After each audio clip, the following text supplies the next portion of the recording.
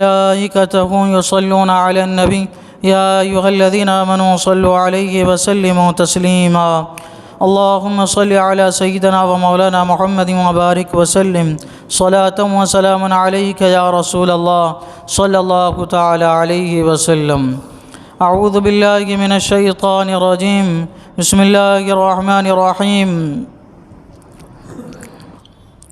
يا صاحبي السجن يا أرباب متفرقون خير أم الله الواحد القهار ما تعبدون من دونه إلا أسماء سميتموها أنتم وآباؤكم ما أنزل الله بها من سلطان إن الحكم إلا لله أمر ألا تعبدوا إلا إياه ذلك الدين القيم ولكن أكثر الناس لا يعلمون. اے میرے قید خانے کے دونوں ساتھیوں، کیا جدا جدا رب اچھے یا ایک اللہ جو سب پر غالب؟ تم اس کے سوا نہیں پوجتے مگر نرے نام جو تم نے اور تمہارے باپ دادا نے تراش لیے ہیں. اللہ نے ان کی کوئی سند نہ اتاری، حکم نہیں مگر اللہ کا. اس نے فرمایا ہے کہ اس کے سوا کسی کو نہ پوجو. یہ سیدھا دین ہے لیکن اکثر لوگ نہیں جانتے. حضرت یوسف علیہ السلام قیدیوں کے درمیان اسلام کی تبلیغ فرما رہے ہیں. کچھ تبلیغ کا حصہ پچھلے درس میں گزرا. آپ نے سب کو تبلیغ فرمائی.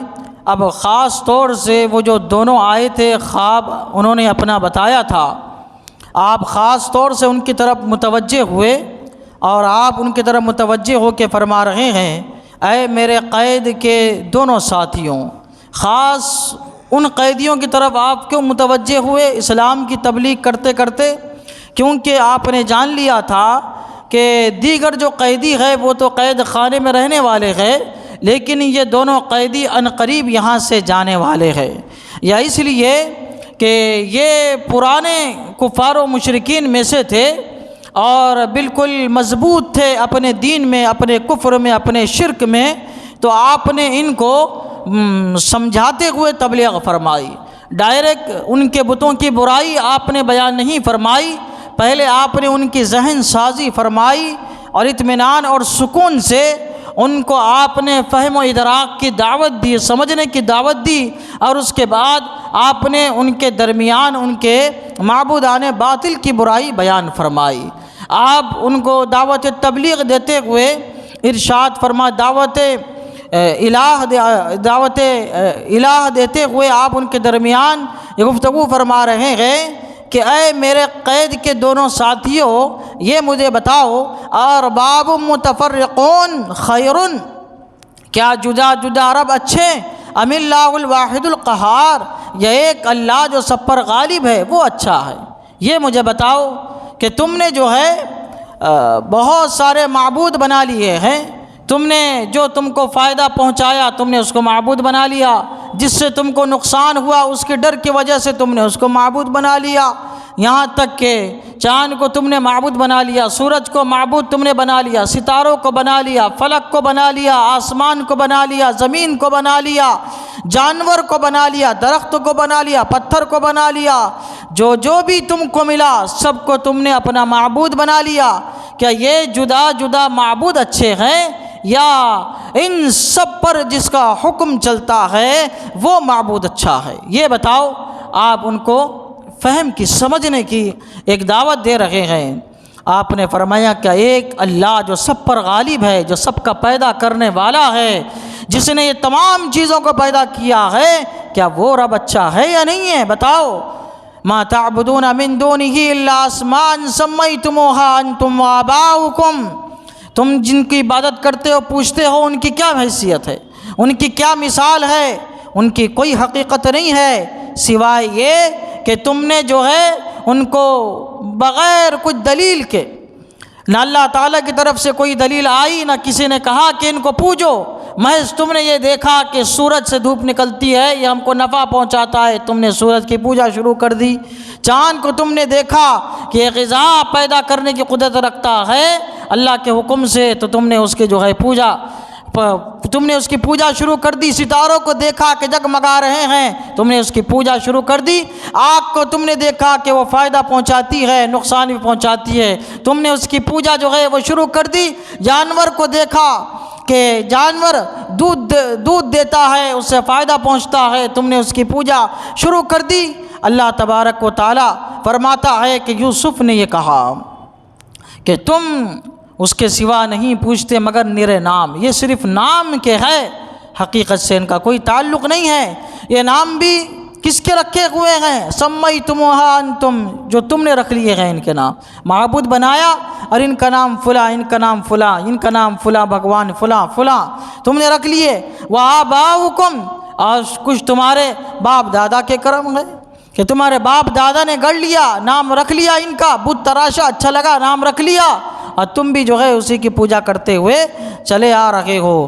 ما انزل اللہ بہا من سلطان، اللہ نے ان کی کوئی سند نہیں اتاری، کہیں ذکر نہیں ہے کہ یہ معبود ہے، ان کی پوجا کرو۔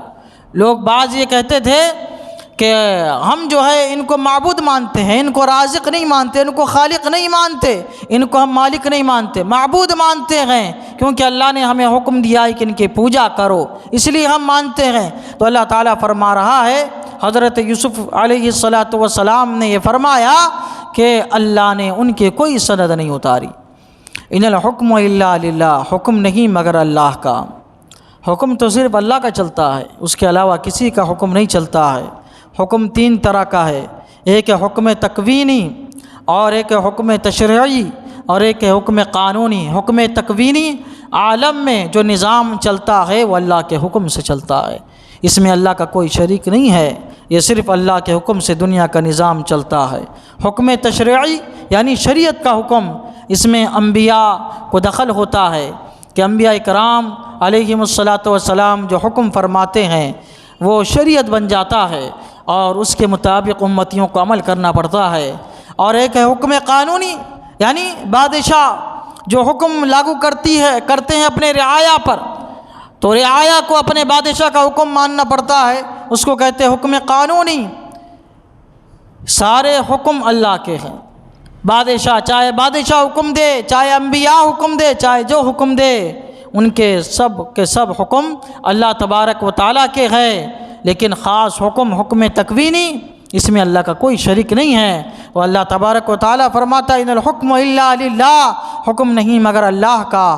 امر اللہ تعبدوا الا ایاہ، اس نے فرمایا ہے کہ اس کے سوا کسی کو نہ پوجو۔ اللہ تعالیٰ کا حکم ہے کہ اس کے سوا کسی کو نہ پوجو، کیونکہ وہی حقیقی معبود ہے، وہی رازق ہے، وہی مالک ہے، وہی خالق ہے، وہی سب کچھ ہے۔ ذالک الدین القیم، اس کو پوجنا، صرف اس کی عبادت کرنا، اس کے ذات میں کسی کو شریک نہ ٹھہرانا، یہ سیدھا دین ہے، یہ سیدھا دین ہے۔ ولیکن اکثر الناس لا یعلمون، لیکن اکثر لوگ اس بات کو سمجھتے نہیں ہیں، اپنے پرانے آبا و اجداد کے دین کو لے کے بیٹھے ہوئے ہیں، جانتے ہیں کہ یہ بت ہے، اس کی کوئی حیثیت نہیں ہے، یہ نہ کوئی ہمیں نفع پہنچا سکتا ہے، کہ یہ خود اپنے اوپر بیٹھی ہوئی مکھی کو نہیں اڑا سکتا، نہیں ہٹا سکتا، تو یہ دوسروں کو کیا نفع پہنچائے گا؟ یہ اپنے اوپر ہونے والے ضرر کو دور نہیں کر سکتا، تو یہ دوسروں کو کیا نقصان پہنچائے گا؟ یہ کیا خالق ہو سکتا ہے کہ بلکہ یہ خود دوسروں کے بنانے سے معرض وجود میں آیا، دوسرے لوگوں نے اس کو بنایا تب یہ وجود میں آیا، پتھر تھا، اس کو تراشا، ایک مورتی بنایا لوگوں نے، تو یہ مورتی بنا، یہ خود دوسرے کے بنانے سے وجود میں آیا ہے، تو یہ کیا دوسروں کو نفع اور نقصان پہنچا سکتا ہے؟ تو اللہ تبارک و تعالیٰ فرماتا ہے یہ بات کو اکثر لوگ کیا ہے سمجھتے نہیں ہیں۔ اب یہاں تک حضرت یوسف علیہ السلام نے جیل کے ساتھیوں سے اور دوسرے جو قیدی تھے ان کے درمیان دین کی تبلیغ فرمائی، سب کو دعوت دین دی۔ الحمدللہ 1400 کے قریب جیل میں قیدی تھے اور عملہ تھا، سب ملا کے اکثروں نے جو ہے اسلام قبول کیا۔ اب یہ دونوں جو آئے تھے خواب کی تعبیر پوچھنے کے لیے، اب حضرت جو ہے خواب کی تعبیر ان کی بیان فرما رہے ہیں۔ خواب کی تعبیر حضرت نے کیا بیان فرمائی اس کا ذکر آئندہ درس میں آئے گا۔ اللہ تعالیٰ کی بارگاہ میں دعا ہے قرآن شریف سیکھنے سمجھنے اور اس کے مطابق ہم سب کو اپنی زندگی گزارنے کی توفیق عطا فرمائے۔ اشہد ان لا الہ الا اللہ و اشہد ان محمدا عبدہ و رسولہ صلی اللہ تعالی علی سیدنا محمد وعلی آلہ وصحبہ اجمعین برحمتک یا ارحم الراحمین۔